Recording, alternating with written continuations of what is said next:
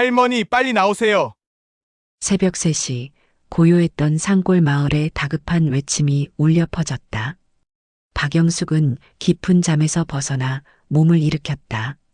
70년을 살아오며 이런 시간에 누군가 자신을 찾는 일은 없었다. 심장이 두근거렸다. 창밖을 내다보니 낯선 검은색 승용차가 대문 앞에 멈춰 있었다. 차 문이 열리며 어둠 속에서 2명의 남자가 내렸다. 그들의 손에는 무언가 길쭉한 것이 들려 있었다. 삽이었다. 이상하네. 이 시간에 웬? 영숙이 중얼거리는 순간 또다시 문을 두드리는 소리가 들렸다. 이번엔 더욱 절박했다. 할머니, 정말 위험해요. 빨리 문 열어주세요. 목소리의 주인은 도연이었다. 마을의 사회복무요원으로 와 있는 20살 남짓한 청년이었다. 평소 영숙에게 인사를 건네며 친근하게 지내던 아이였지만 지금 그의 목소리에는 다급함과 공포가 섞여 있었다. 영숙은 서둘러 현관으로 향했다. 문을 열자 도연이 숨을 헐떡이며 들어왔다. 그의 얼굴은 창백했고 이마에는 식은 땀이 맺혀 있었다. 도연아, 무슨 일이니? 이 시간에 왜? 할머니, 지금 설명할 시간 없어요. 누군가 할머니를 노리고 있어요. 방금 제가 순찰을 돌다가 봤는데 저 사람들이 할머니 집 주변을 계속 맴돌고 있었어요. 도연의 말이 끝나기도 전에 밖에서 발소리가 들렸다. 무거운 장화를 신은 듯한 둔탁한 소리였다. 그리고 마당 어딘가에서 무언가를 파는 듯한 소음이 들려왔다. 영숙은 본능적으로 가슴을 움켜쥐었다. 70년을 살아오며 느껴본 적 없는 서늘한 공포가 온몸을 휘감았다. 이것은 단순한 도둑이나 장난이 아니었다. 누군가 자신에게 해를 끼치려 한다는 것을 직감할 수 있었다. 할머니, 우리 지금 당장 여기서 나가야 해요. 뒷문으로 가요. 빨리요. 도연이 영숙의 팔을 잡아 끌었다. 하지만 영숙은 움직이지 않았다. 이곳은 자신이 50년 넘게 살아온 집이었다. 남편과 함께 땀과 눈물로 일군 터전이었다. 도대체 누가 왜 자신을 해치려 하는 것일까? 밖에서 들리던 소음이 점점 가까워졌다. 현관문 바로 앞까지 다가온 것 같았다. 그때 차 안에서 낮은 목소리가 들려왔다. 빨리 끝내. 새벽에 누가 볼지 모르잖아. 알았어. 조용히 처리하자고. 영숙의 온몸에 소름이 돋았다. 조용히 처리한다는 것이 무엇을 의미하는지 알 수 있었다. 이들은 정말로 자신을 해치려고 온 것이었다. 도연이 영숙의 손을 꽉 잡았다. 할머니, 제가 지킬게요. 하지만 지금은 피해야 해요. 그 순간 현관문 손잡이가 돌아가는 소리가 들렸다. 누군가 문을 열려고 하고 있었다. 영숙은 더 이상 망설일 수 없었다. 도연의 손을 붙잡고 뒷문으로 향했다. 영숙과 도연은 뒷마당의 텃밭 사이로 몸을 숨겼다. 고추밭과 배추밭 사이의 좁은 길로 조심스럽게 이동했다. 영숙의 심장은 마치 터질 것처럼 뛰었다. 할머니, 조금만 더 참으세요. 마을회관까지만 가면 안전해요. 도연의 속삭임에 영숙은 고개를 끄덕였다. 하지만 머릿속은 온통 혼란스러웠다. 도대체 누가 자신을 해치려는 걸까? 그리고 왜? 집에서 나온 지 10분도 안 되어 마을회관에 도착했다. 도연이 열쇠로 문을 열고 영숙을 안으로 이끌었다. 불을 켜자 영숙의 창백한 얼굴이 드러났다. 이제 괜찮아요, 할머니.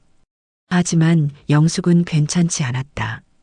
50년 넘게 살아온 집에서 쫓겨나다니. 그것도 생명의 위협 때문에. 이런 일이 실제로 일어날 수 있다는 것이 믿어지지 않았다. 도연아? 영숙이 떨리는 목소리로 물었다. 혹시 누가 날 해치려는 줄 아니? 도연은 잠시 망설이다가 입을 열었다. 할머니, 사실은 이미 며칠 전부터 수상한 사람들이 할머니 집 주변을 맴돌고 있었어요. 처음엔 단순히 지나가는 사람들인 줄 알았는데, 며칠 전부터? 네. 그런데 오늘 밤엔 정말 위험해 보였어요. 그래서 급히 뛰어온 거예요. 영숙은 가슴이 답답해졌다. 누군가 자신을 노리고 있었다는 것, 그것도 며칠 동안이나. 도대체 누가 그리고 왜? 순간 영숙의 머릿속에 한 사람의 얼굴이 떠올랐다. 며느리 상이었다. 최근 들어 땅을 팔라고 계속 압박하던 그녀의 차가운 눈빛이 생각났다. 설마 며느리가? 할머니, 혹시 생각나는 사람 있어요? 할머니를 해치려 할 만한. 도연의 질문에 영숙은 입술을 꽉 깨물었다. 가족을 의심한다는 것은 너무나 끔찍한 일이었다. 하지만 다른 누구도 생각나지 않았다. 밖에서는 여전히 차 소리가 들려왔다. 그들이 아직 포기하지 않았다는 뜻이었다. 영숙은 떨리는 손으로 도연의 팔을 잡았다. 도연아, 나는 어떻게 해야 하니? 그 순간 멀리서 사이렌 소리가 들려왔다. 도연이 몰래 신고를 해뒀던 것이었다. 곧 차 소리가 멀어지기 시작했고 마을은 다시 조용해졌다. 하지만 영숙의 마음은 평온하지 않았다. 이것이 끝이 아니라는 것을 알 수 있었다. 누군가 자신을 노리고 있고 그들은 다시 올 것이었다. 새벽 소동이 지나고 마을회관으로 피신한 영숙은 가슴을 쓸어내렸다. 70평생을 살아오며 이런 일은 처음이었다. 떨리는 손으로 물 한 모금을 마시며 그녀는 자신의 지난 세월을 돌이켜보았다. 박영숙, 그녀의 인생은 흙과 함께 시작되어 흙과 함께 늙어갔다. 20살에 시집와서 남편과 함께 개간한 그 땅은 이제 수십억 원의 가치를 지니게 되었지만 그녀에게는 단순히 돈으로 환산할 수 없는 추억들이 묻혀 있었다. 할머니, 괜찮으세요? 도연이 따뜻한 차를 건네며 물었다. 영숙은 고개를 끄덕이며 젊은 청년의 얼굴을 바라보았다. 이상하게도 이 청년을 보면 가슴 한편이 아렸다. 마치 잃어버린 무언가를 보는 듯한 기분이었다. 영숙의 가장 큰 상처는 40년 전 그날의 기억이었다. 당시 5살이던 친아들 정우를 데리고 5일장에 나갔던 그날을 그녀는 평생 잊을 수 없었다. 잠깐 고구마를 사러 가는 사이 아이는 연신 엄마 하며 졸졸 따라다니던 모습이 마지막이었다. 돌아보니 아이는 사라져 있었고 온 장터를 뒤져도 경찰서에 신고해도 아이는 돌아오지 않았다. 남편은 그 충격으로 술에 빠져 살다가 강경화로 세상을 떠났고 영숙은 혼자 남아 농사와 함께 평생의 죄책감을 짊어지고 살아왔다.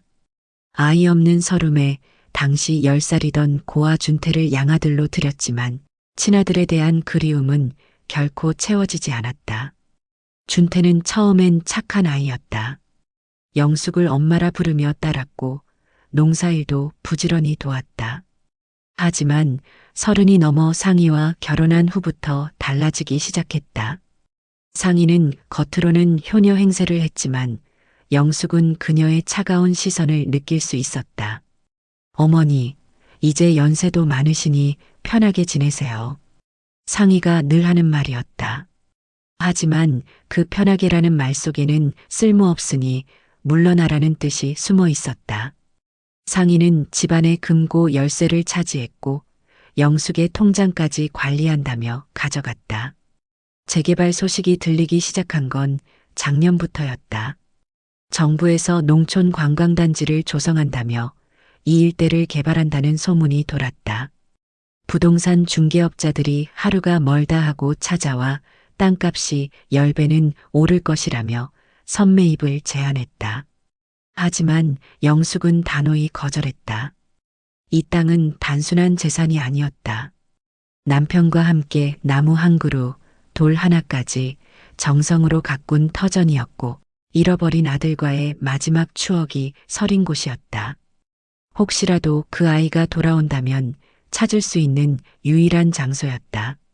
할머니는 옛날 사람이라 모르시겠지만 이젠 시대가 바뀌었어요. 상인은 날이 갈수록 노골적으로 압박했다. 준태도 어머니, 우리도 살아야죠.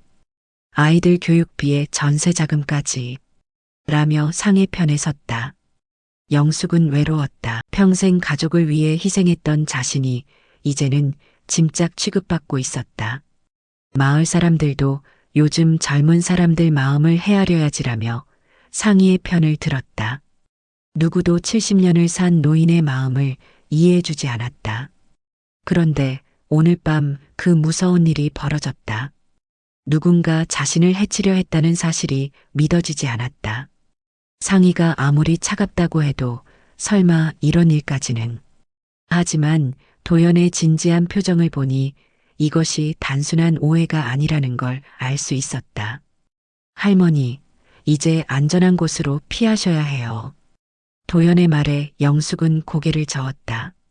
내가 어디로 가겠니? 이 땅이 내 뿌리인데. 하지만 그녀의 마음 깊숙한 곳에서는 두려움이 자라나고 있었다.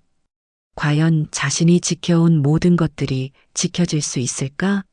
그리고 언젠가 돌아올지도 모르는 그 아이는 어떻게 자신을 찾을 수 있을까? 영숙의 눈에는 서서히 눈물이 맺히기 시작했다. 새벽의 소동이 지나간 후 며칠이 흘렀다. 영숙은 집으로 돌아왔지만 마음은 편치 않았다. 밤마다 창문 너머로 혹시 누군가 지켜보고 있는 것은 아닌지 확인하는 것이 습관이 되었다. 그런 어느 날 오후 상희가 집을 찾아왔다. 평소와 달리 밝은 미소를 띠며 과일 바구니를 들고 나타난 며느리를 보며 영숙은 묘한 기분이 들었다. 어머니, 안녕하세요? 오늘 시장에서 좋은 사과를 봐서 가져왔어요. 상희의 목소리는 달콤했지만 영숙은 그 미소 뒤에 숨겨진 차가운 시선을 놓치지 않았다. 상희는 거실에 앉으며 주변을 둘러보았다. 마치 무언가를 확인하는 듯한 눈빛이었다. 어머니, 요즘 몸은 어떠세요? 연세가 연세인데 혼자 계시니 걱정이 돼요. 난 괜찮다. 70년을 이렇게 살아왔는데 뭐가 걱정이냐. 영숙의 단호한 대답에 상희는 잠시 표정이 굳어졌다가 이내 다시 미소를 지었다. 그래도 어머니, 이제는 좀 편하게 지내셔야죠. 요즘 좋은 요양원들이 많다고 하던데요. 거기서 또래분들과 함께 지내시면 훨씬 즐거우실 거예요. 요양원? 영숙의 목소리가 날카로워졌다. 내가 왜 요양원에 가야 하는데? 어머니, 화내지 마세요. 그냥 한번 생각해 보시라는 거예요. 그리고 솔직히 말씀드리면 이 집도 너무 오래됐잖아요. 요즘 재개발 얘기도 나오고 있고요. 상희가 드디어 본심을 드러내기 시작했다.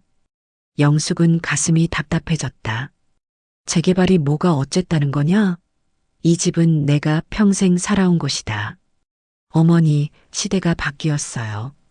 이런 낡은 집에 혼자 계시는 것보다는 좋은 곳으로 이사 가시는 게 낫지 않을까요? 그리고 땅값도 많이 올랐다고 하니. 영숙은 상희의 말을 자르며 일어났다. 그만해라.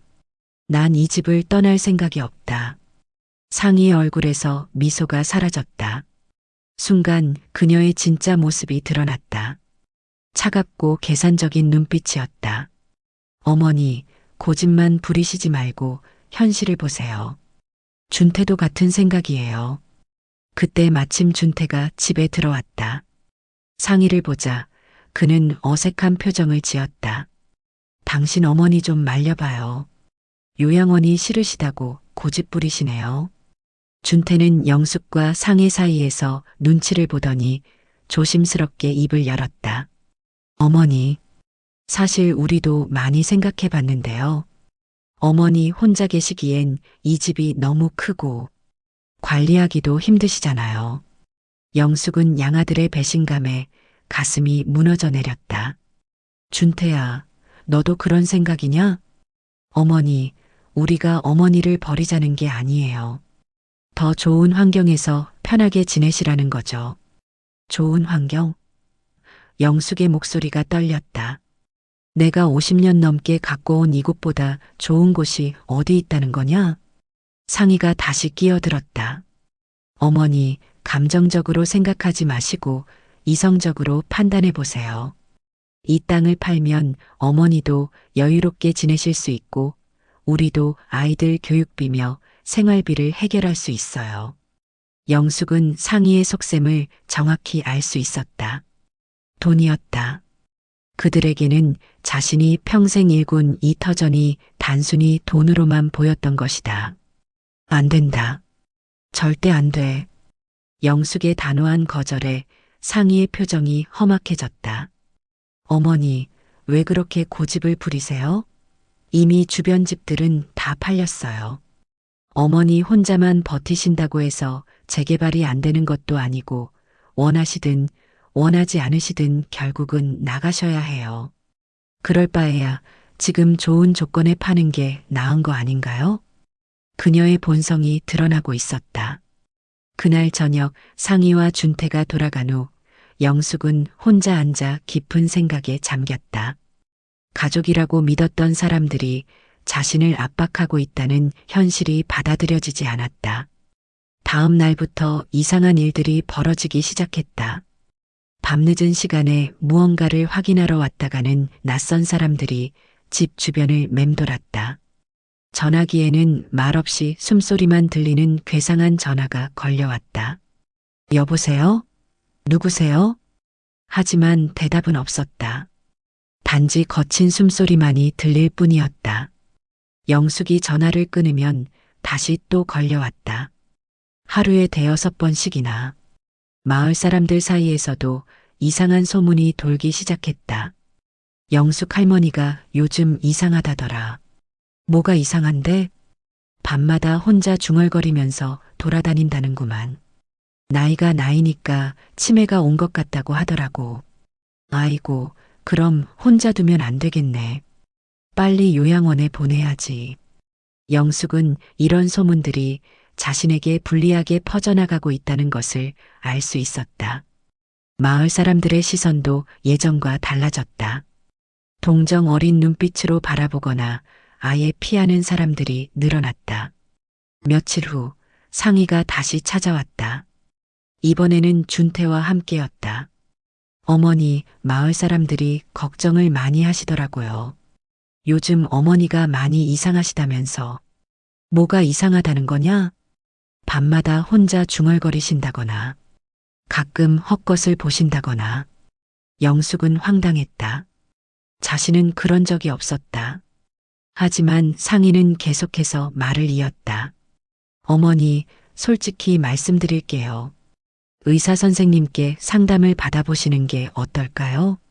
혹시 모르잖아요. 의사? 영숙의 목소리가 높아졌다. 내가 왜 의사를 만나야 하는데? 어머니의 건강을 위해서요. 만약 정말 치매나 다른 병이 있으시다면 빨리 치료를 받으셔야죠. 준태도 상희의 편에서 말을 보탰다. 어머니, 우리도 어머니가 걱정돼서 그러는 거예요. 혹시라도 큰 사고라도 나면 어떻게 해요? 영숙은 그들의 의도를 정확히 파악할 수 있었다. 자신을 정신적으로 문제가 있는 사람으로 몰아가려는 것이었다.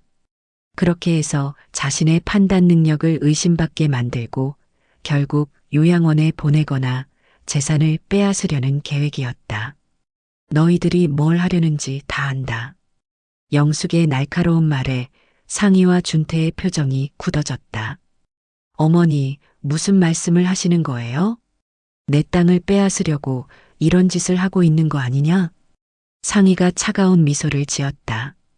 어머니, 지금 무슨 소리를 하시는 거예요? 누가 어머니 땅을 빼앗는다고 했어요? 그럼 왜 자꾸 요양원에 보내려고 하는 거냐? 왜 의사를 만나보라고 하는 거냐? 어머니가 지금 하시는 말씀이 정상적으로 들리세요?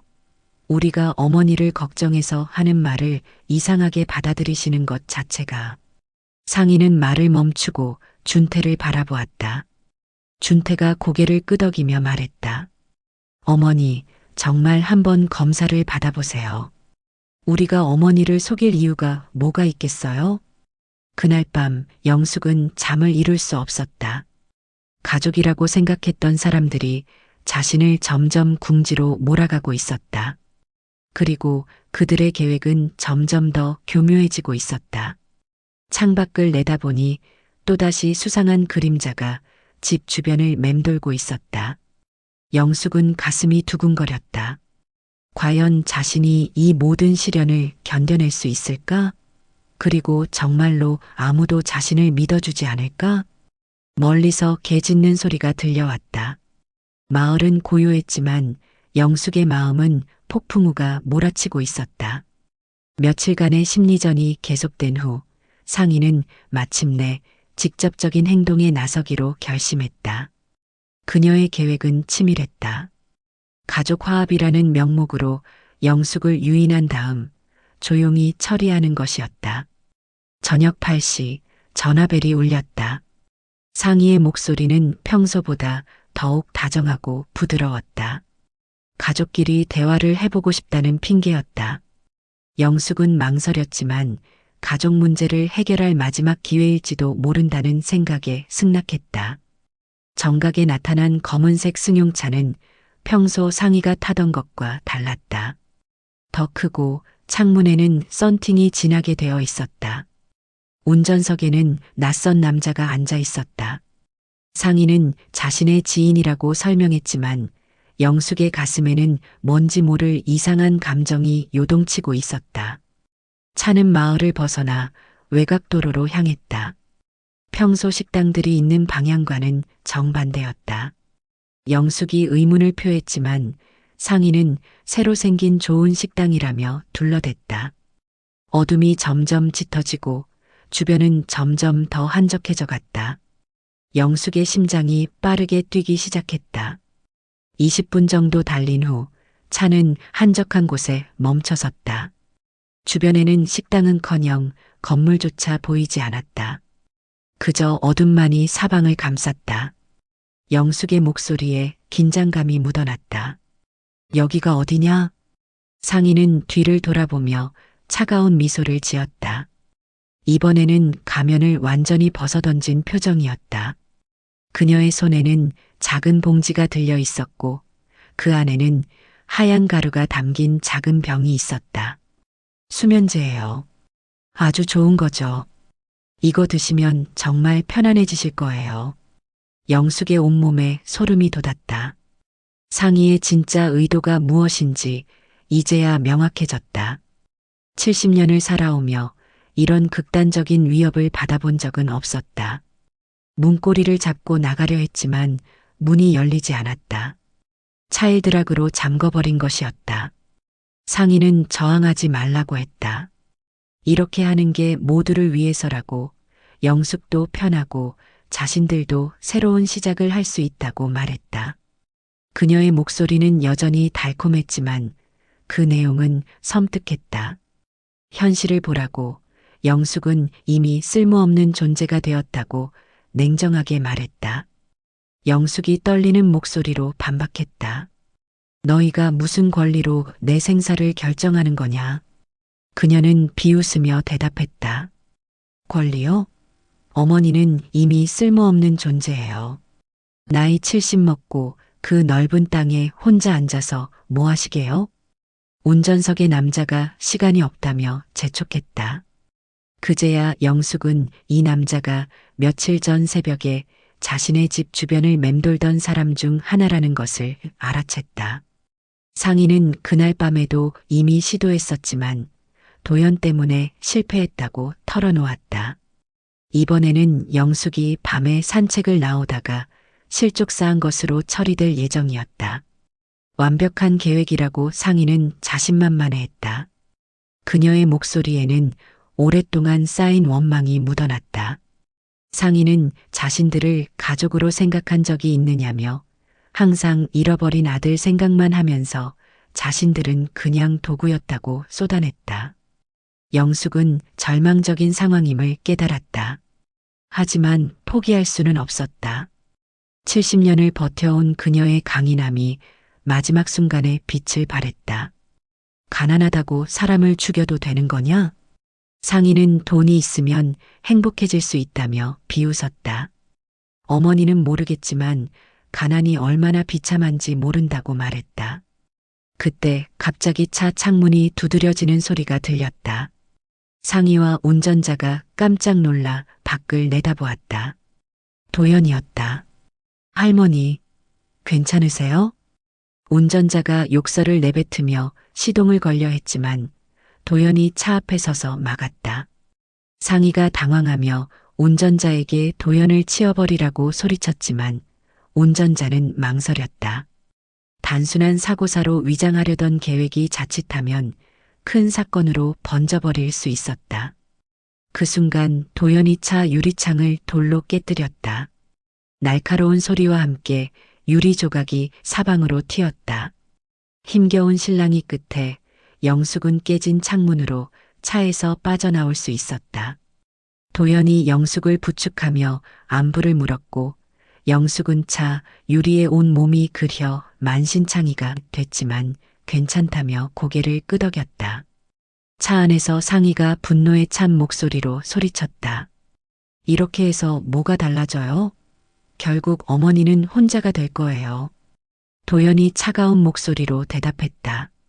경찰이 곧 올 거니까 도망갈 생각하지 마시죠.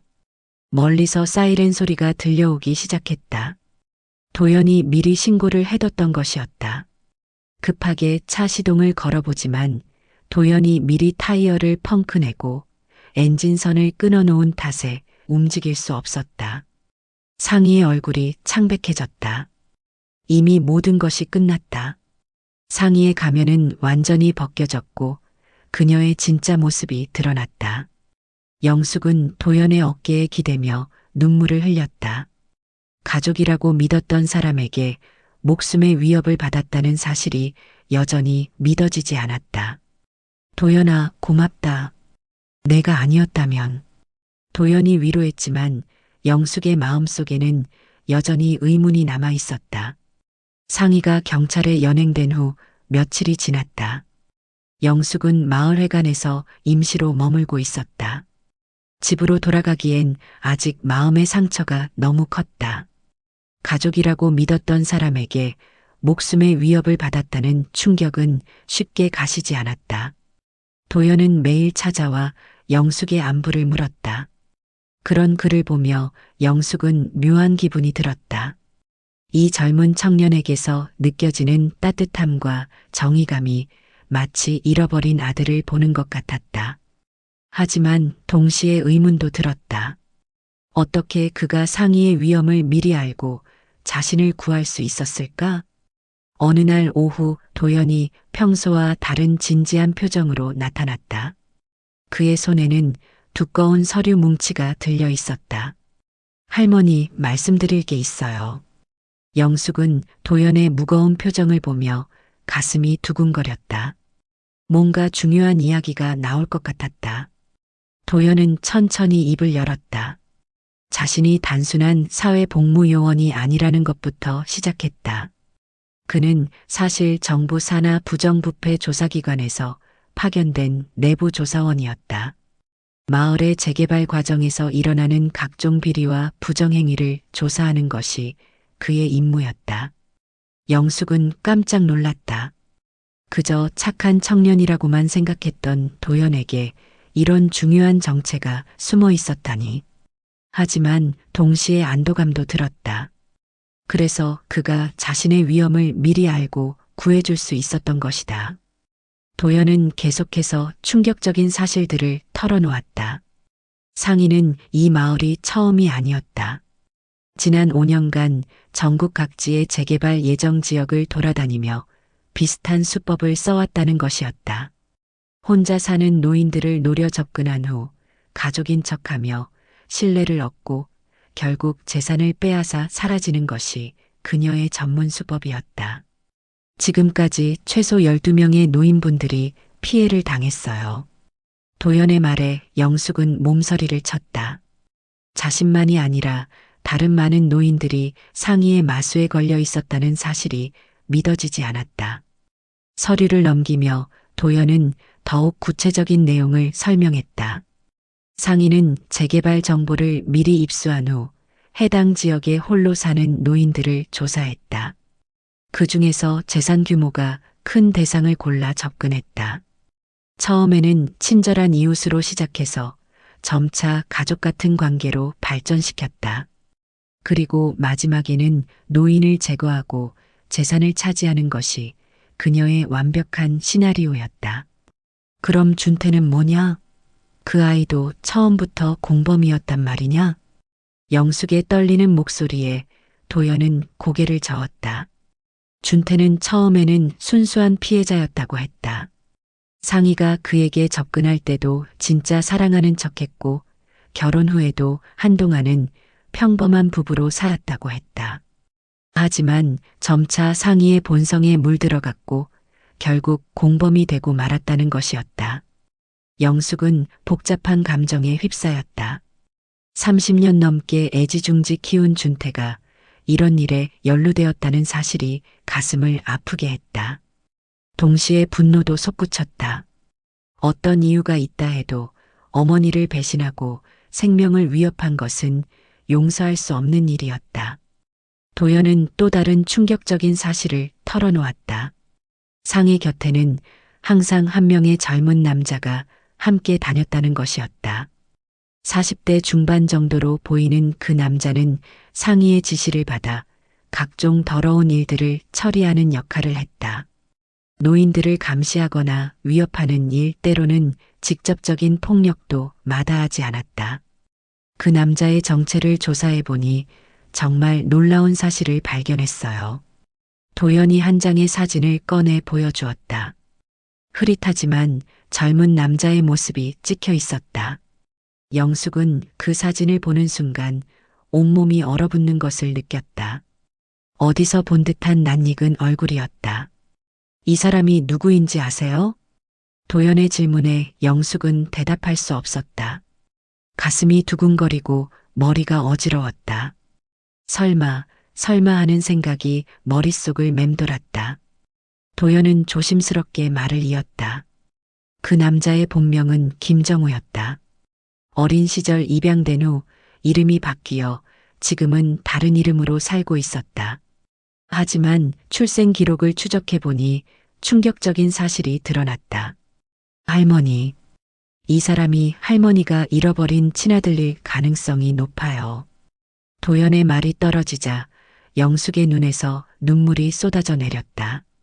40년 넘게 찾아 헤맨 그 아이가 그토록 그리워했던 손자가 적의 편에 서 있었다는 것이었다. 이보다 더 잔혹한 운명이 어디 있을까? 그럼 그 아이가 나를 해치려고 했단 말이냐? 상희에게 이용당하고 있는 것 같아요. 아마 할머니가 자신의 친엄마라는 사실도 모를 거예요. 도연의 설명에 영숙은 더욱 혼란스러워졌다. 어떻게 이런 일이 일어날 수 있을까? 운명은 왜 이렇게 잔인한 장난을 치는 것일까? 서류를 정리하며 도연은 마지막 말을 덧붙였다. 할머니, 아직 확실하지 않은 부분들이 있어요.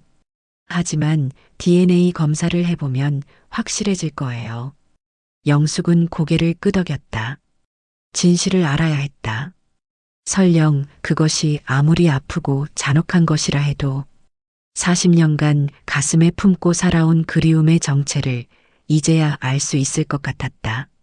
하지만 동시에 두려움도 컸다. 만약 정말 그 청년이 자신의 아들이라면 어떻게 그를 받아들여야 할까? 자신을 해치려 했던 적의 편에 서 있던 그를 용서할 수 있을까? 영숙은 창밖을 바라보며 깊은 한숨을 내쉬었다. 인생이 이렇게 복잡하고 아이러니할 수 있다는 것을 70년을 살아와서야 깨닫게 되었다. 도연으로부터 충격적인 진실을 들은 후 며칠이 지났다. 영숙은 마음을 정리할 시간이 필요했다. 상희의 범죄 이력도 놀라웠지만 무엇보다 아들일 가능성이 있는 청년이 적의 편에 서 있다는 사실이 가장 큰 충격이었다. 하지만 이제 그만 혼자 싸울 때가 아니라는 것을 깨달았다. 전문가의 도움이 필요했다. 영숙은 오랜 고민 끝에 한 사람을 떠올렸다. 30년 전 자신이 가르쳤던 제자 중 가장 똑똑하고 정의감이 강했던 김나래였다. 그 아이가 지금은 변호사가 되어 있다는 소식을 들었던 것이 기억났다. 시내까지 나가는 버스를 타는 것도 오랜만이었다. 70년을 살아오며 도시의 법무법인을 찾아간 적은 없었다. 하지만 이번만큼은 달랐다. 자신의 모든 것을 걸고 싸워야 할 때였다. 법무법인 건물 앞에서 영숙은 잠시 망설였다. 번화한 도심 속 유리로 된 높은 건물이 낯설고 위압적으로 느껴졌다. 하지만 곧 마음을 다잡았다. 엘리베이터를 타고 12층에 도착했다. 김나래 변호사라고 적힌 명패를 보는 순간 가슴이 뭉클해졌다. 그때 그 작고 말랐던 아이가 이렇게 훌륭한 어른이 되었다니. 안내 직원에게 약속 없이 찾아왔다고 말하자 잠시 기다리라고 했다. 10분 정도 지나자 안쪽에서 여성이 뛰어나왔다. 나래였다. 50대 후반의 단정한 모습이었지만 영숙을 보는 순간 눈시울이 붉어졌다. 선생님, 나래는 영숙의 손을 꽉 잡았다. 30년의 세월이 한순간에 사라지는 듯했다. 영숙은 나래의 개인 사무실로 안내되었다. 넓고 깔끔한 공간이었지만 나래는 영숙을 가장 편한 소파에 앉게 하고 직접 차를 끓여주었다. 여전히 그때의 정성스러운 모습 그대로였다. 선생님, 어떻게 오셨어요? 혹시 무슨 일이라도? 나래의 걱정스러운 표정을 보며 영숙은 천천히 모든 이야기를 털어놓기 시작했다. 상희와 준태의 배신, 생명의 위협, 도연의 도움, 그리고 친아들일 가능성이 있는 청년의 존재까지 모든 것을 다 말하는데 1시간이 넘게 걸렸다. 나래는 영숙의 이야기를 들으며 점점 심각한 표정이 되었다. 때로는 분노로 주먹을 쥐기도 하고 때로는 안타까움에 한숨을 쉬기도 했다. 영숙의 이야기가 끝나자 나래는 확신에 찬 목소리로 말했다.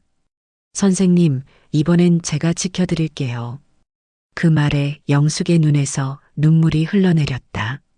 30년 만에 듣는 제자의 따뜻한 말 한마디가 가슴 깊이 스며들었다. 나래는 즉시 행동에 나섰다. 우선 상희와 준태에 대한 형사 고발장을 작성하기 시작했다. 사기, 협박, 살인미수 등 여러 죄목이 적용될 수 있었다. 동시에 영숙의 재산을 보호하기 위한 법적 조치도 준비했다. 선생님, 다행히 아직 재산 이전은 이루어지지 않았네요. 이제부터는 그들이 함부로 건드릴 수 없을 거예요. 나래의 말에 영숙은 안도의 한숨을 쉬었다. 하지만 여전히 마음 한편에는 걱정이 남아 있었다. 며칠 후 도연이 나래의 사무실을 찾아왔다. 그의 손에는 또 다른 증거 자료들이 들려 있었다. 상희의 과거 범죄 기록과 피해자들의 증언, 그리고 무엇보다 정우에 대한 추가 정보였다. 도연과 나래는 서로 가진 정보를 공유하며 치밀한 계획을 세웠다. 단순히 상희를 처벌하는 것이 아니라 그녀의 모든 범죄를 밝혀내고 피해자들을 구제하는 것이 목표였다. 그리고 가장 중요한 것은 정우의 신원을 확인하는 일이었다. 할머니, DNA 검사를 위해서는 정우의 협조가 필요해요. 도연의 말에 영숙은 고개를 끄덕였다. 하지만 그 청년이 과연 협조할까? 아직 자신이 누구인지도 모르는 상태에서 말이다. 나래가 조심스럽게 제안했다. 선생님, 제가 먼저 정우를 만나보는 게 어떨까요? 변호사 신분으로 접근하면 좀 더 수월할 것 같아요. 영숙은 잠시 망설였다. 40년 넘게 그리워했던 아들을 다른 사람이 먼저 만난다는 것이 아쉬웠다. 하지만 지금은 감정보다 현실적인 접근이 필요했다. 나래는 며칠 후 정우와의 만남을 성사시켰다. 구치소 면회실에서 이루어진 첫 만남이었다. 상해 사건과 관련하여 참고인 자격으로 조사를 받고 있던 그는 처음엔 경계심을 드러냈다. 하지만 나래가 영숙에 대한 이야기를 꺼내자 정우의 표정이 변했다. 어린 시절의 희미한 기억들이 되살아나는 듯했다. 엄마라고 부르던 누군가의 따뜻한 손길, 장터에서 들었던 고구마 냄새, 그리고 갑자기 사라진 모든 것들. 정우는 떨리는 목소리로 물었다. 그 할머니가 정말 저를 찾고 계셨나요?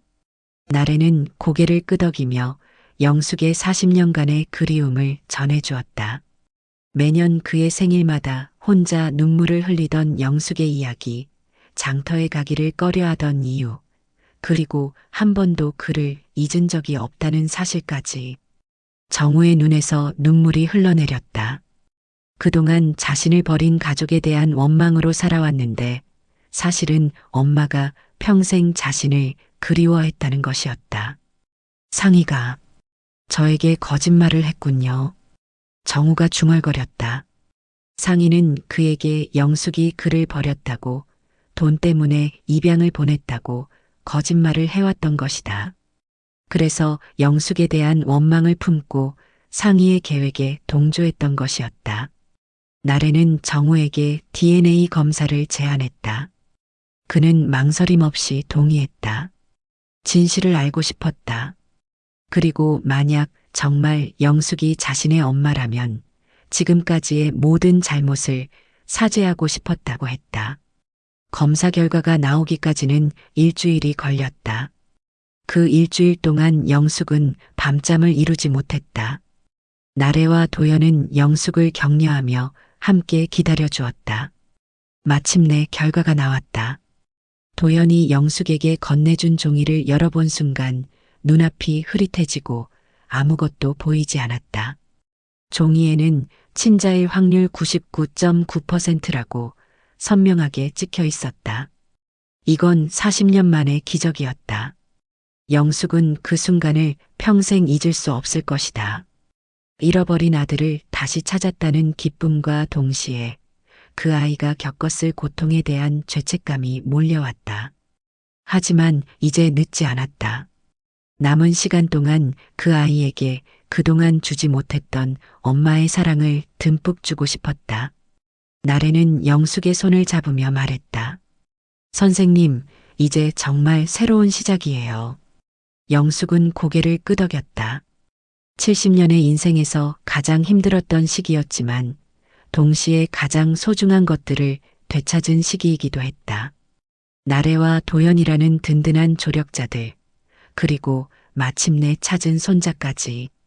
이제 진짜 마지막 싸움이 남아 있었다. DNA 검사 결과가 나온 후 일주일이 지났다. 영숙은 아들을 다시 만날 생각에 설레면서도 두려웠다. 40년 만의 재회, 그것도 이런 끔찍한 상황에서 만나게 될 줄은 꿈에도 몰랐다. 나래와 도연은 영숙의 마음을 헤아리며 조심스럽게 면회를 준비했다. 구치소 면회실은 차갑고 삭막했다. 형광등 불빛 아래 플라스틱 의자들이 줄지어 놓여 있었고 가운데에는 투명한 아크릴 칸막이가 설치되어 있었다. 영숙은 떨리는 손으로 의자에 앉았다. 가슴이 너무 빨리 뛰어서 숨이 막힐 것 같았다. 철문이 열리며 한 청년이 들어왔다. 수갑을 찬 채로 조심스럽게 걸어오는 그의 모습을 보는 순간 영숙의 눈에서 눈물이 터져 나왔다. 40년 전 그날 장터에서 사라진 그 아이의 모습이 그대로 남아 있었다. 눈매와 코, 그리고 입술 모양까지 모든 것이 어린 시절의 그 아이였다. 정우는 영숙을 보자 멈칫했다. 어린 시절의 희미한 기억이 되살아났다. 따뜻한 품, 달콤한 고구마 냄새, 그리고 우리 정우야라고 부르던 그 목소리. 모든 것이 한순간에 떠올랐다. 두 사람은 한동안 말없이 서로를 바라보았다. 아크릴 칸막이 너머로 전해지는 감정들이 얼마나 절절했는지 주변의 다른 면회객들도 고개를 돌려 바라볼 정도였다. 정우가 먼저 입을 열었다. 엄마. 그 한마디에 영숙은 더 이상 참을 수 없었다. 40년간 가슴에 묻어두었던 그리움이 폭발했다. 손바닥을 아크릴 벽에 대고 흐느껴 울었다. 우리 정우야. 엄마가 너를 찾았다. 정우도 눈물을 흘렸다. 그동안 자신을 버린 가족이라고 생각했던 엄마가 사실은 평생 자신을 그리워했다는 사실이 가슴을 찢었다. 상희가 얼마나 악독하게 거짓말을 했는지 이제야 깨달았다. 도연이 조심스럽게 옆에서 설명했다. 상희가 어떻게 정우를 이용했는지, 그리고 영숙이 어떤 위험에 처했었는지 모든 것을 털어놓았다. 정우는 자신이 엄마를 해치려는 계획에 가담했다는 사실에 몸서리를 쳤다. 저는 정말 몰랐어요. 상희가 거짓말을 했어요. 엄마가 저를 버렸다고, 돈 때문에 팔아넘겼다고. 영숙은 고개를 저었다. 이 모든 것이 상희의 계략이었다는 것을 알고 있었다. 아들을 원망할 마음은 추호도 없었다. 오히려 그 어린 나이에 혼자 얼마나 힘들었을지, 얼마나 외로웠을지 생각하니 가슴이 아팠다. 너는 잘못이 없다. 엄마가 너를 제대로 지켜주지 못해서 미안하다. 정우는 엄마의 용서에 더욱 죄책감을 느꼈다. 자신은 엄마를 해치려 했는데 엄마는 오히려 자신을 걱정하고 있었다. 나래가 조심스럽게 말했다. 정우 씨, 이제 모든 진실을 법정에서 증언해 주세요. 상희의 모든 범죄를 밝혀내야 해요. 정우는 망설임 없이 고개를 끄덕였다. 상희가 자신에게 한 모든 거짓말들, 그리고 다른 피해자들에 대한 이야기까지 모든 것을 증언하겠다고 다짐했다. 이것이 자신을 용서하고 걱정해준 엄마에게 할 수 있는 최소한의 속죄였다. 영숙은 정우에게 어린 시절의 이야기를 들려주었다. 얼마나 예쁜 아이였는지, 얼마나 똑똑했는지, 그리고 그 아이를 잃고 나서 얼마나 많이 찾아 헤맸는지. 40년간 생일마다 미역국을 끓여놓고 기다렸다는 이야기까지. 엄마는 매년 내 생일날마다 내가 돌아오기를 기다렸단다. 언젠가는 꼭 돌아올 거라고 믿었어. 정우는 자신의 생일을 기억하고 있는 엄마를 보며 더욱 감동했다. 상희는 자신의 생일조차 제대로 챙겨주지 않았는데 할머니는 40년 동안 한 번도 잊지 않았던 것이다. 면회 시간이 끝나갈 무렵 정우가 간절한 목소리로 말했다. 엄마, 제가 여기서 나가면 엄마 곁에 있을 수 있을까요? 영숙은 눈물을 닦으며 대답했다. 당연하지. 너는 엄마의 유일한 친아들이야. 엄마가 평생 기다려온 내 새끼. 그 말에 정우는 더 이상 참을 수 없어 엎드려 울었다. 40년간 느껴보지 못했던 가족의 사랑이 가슴을 따뜻하게 감쌌다. 교도관이 면회 종료를 알렸다. 정우가 일어서며 다시 한번 엄마를 바라보았다. 저 꼭 법정에서 모든 것을 증언할게요. 그리고 엄마께 용서받을 수 있도록 열심히 살겠어요. 영숙은 고개를 끄덕였다. 엄마는 이미 다 용서했다. 이제 우리 새로 시작하자. 정우가 끌려가는 모습을 보며 영숙은 복잡한 감정에 휩싸였다. 기쁨과 슬픔, 그리고 희망이 동시에 몰려왔다. 잃어버린 아들을 찾은 기쁨, 그 아이가 겪었을 고통에 대한 슬픔, 그리고 앞으로 함께할 수 있다는 희망까지. 구치소를 나오며 나래가 영숙의 어깨를 다독였다. 선생님, 이제 정말 끝이 보여요. 정우 씨의 증언이 있으면 상희를 완전히 처벌할 수 있을 거예요. 도연도 덧붙였다. 할머니, 곧 모든 것이 해결될 거예요. 그리고 정우 씨와 함께 새로운 시작을 하실 수 있을 거예요. 영숙은 고개를 끄덕였다. 70년을 살아오며 가장 힘들었던 시기였지만 동시에 가장 소중한 것을 되찾은 시기이기도 했다. 이제 마지막 관문인 법정만 남았다. 며칠 후 재판이 시작되었다. 상인은 끝까지 자신의 무죄를 주장했지만 정우의 증언과 도연이 수집한 증거들 앞에서는 더 이상 변명할 수 없었다. 준태는 법정에서 영숙에게 무릎을 꿇고 사죄했지만 이미 돌이킬 수 없는 강을 건넌 후였다. 가장 중요한 순간이 왔다. 정우가 증인석에 섰다. 그는 떨리는 목소리로 모든 진실을 증언했다. 상희가 자신에게 어떤 거짓말을 했는지, 그리고 어떻게 할머니를 해치려는 계획에 가담하게 되었는지 모든 것을 털어놓았다. 저는 엄마가 저를 버렸다고 믿었습니다. 하지만 그것은 모두 거짓이었습니다. 엄마는 40년 동안 저를 찾고 계셨습니다. 정우의 증언이 끝나자 법정은 정적에 휩싸였다. 방청석에 앉은 영숙의 눈에서는 조용히 눈물이 흘러내렸다. 진실이 밝혀지는 이 순간이 얼마나 소중한지 새삼 깨달았다. 판사는 상희에게 징역 15년을 선고했다. 준태는 3년의 실형을 받았다. 정우는 자수와 진술의 공로를 인정받아 집행유예를 선고받았다. 재판이 끝나고 법정 밖에서 영숙과 정우는 다시 만났다. 이번에는 아크릴 칸막이도 없었고 수갑도 없었다. 정우는 영숙에게 달려가 무릎을 꿇었다. 엄마, 용서해 주세요. 영숙은 정우를 일으켜 세우며 꽉 껴안았다. 이제라도 다시 만나 다행이구나. 예쁜 내 새끼. 그 순간 40년의 세월이 한순간에 사라졌다. 엄마와 아들은 마침내 다시 하나가 되었다.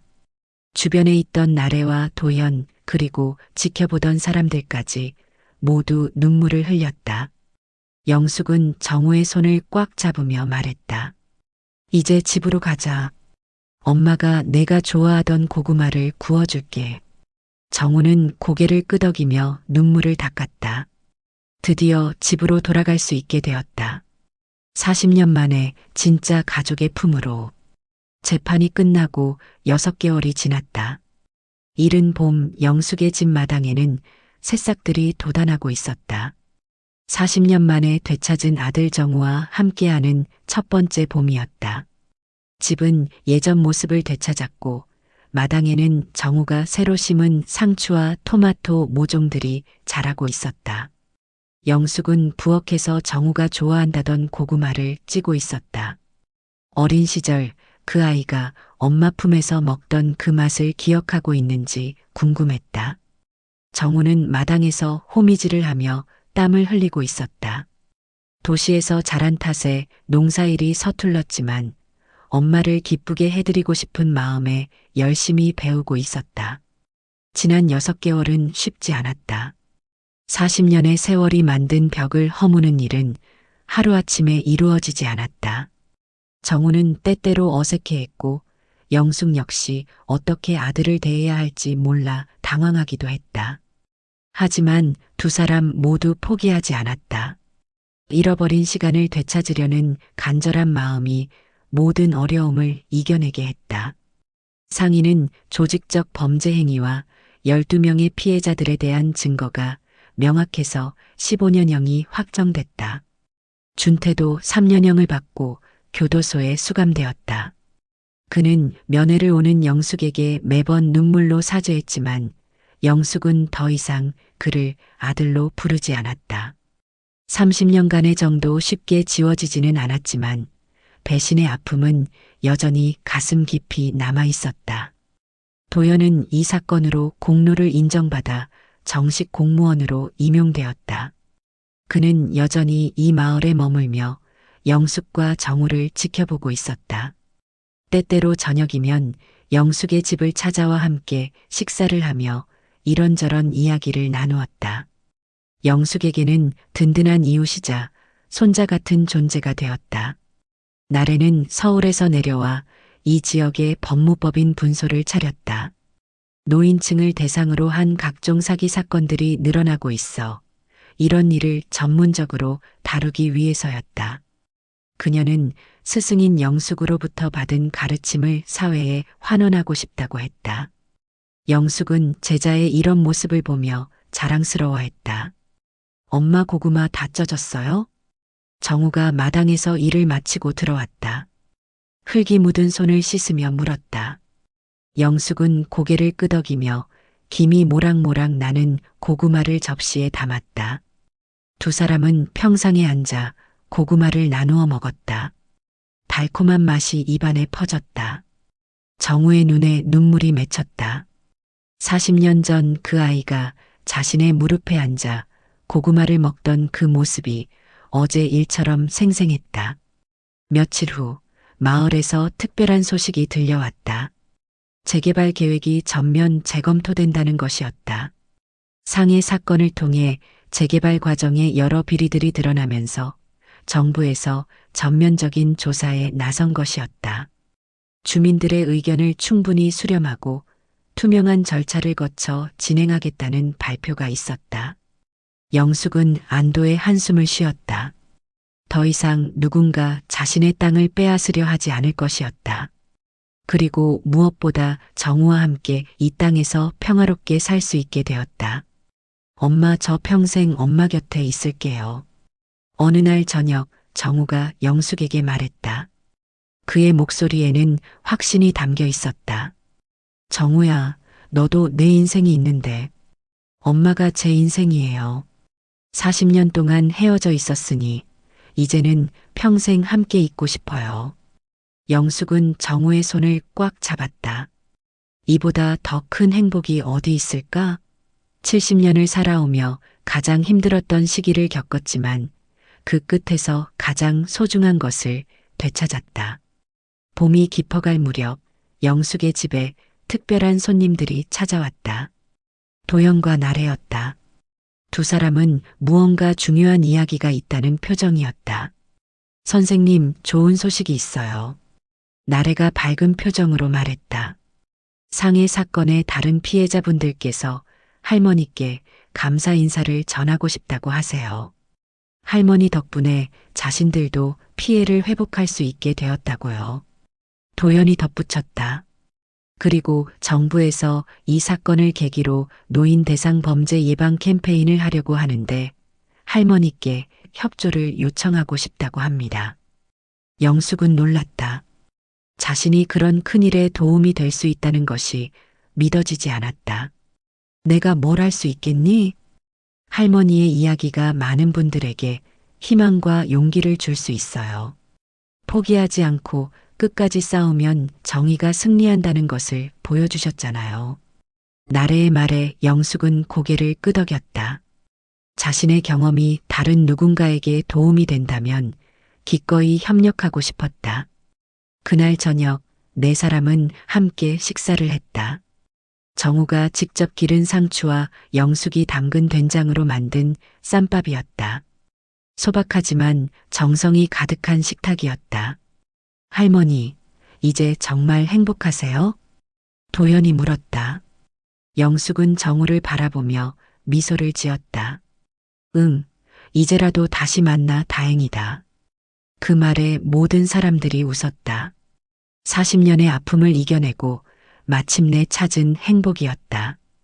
밤이 깊어가자 도연과 나래는 작별 인사를 하고 돌아갔다. 영숙과 정우는 마당에 나와 별을 바라보았다. 시골 마을의 밤하늘은 여전히 맑고 아름다웠다. 하늘에서 별 하나가 반짝였다. 마치 모든 것을 축복해주는 것 같았다. 70년을 살아온 영숙에게 주어진 가장 큰 선물이었다. 잃어버린 것을 되찾는 기쁨, 그리고 새로운 시작의 희망.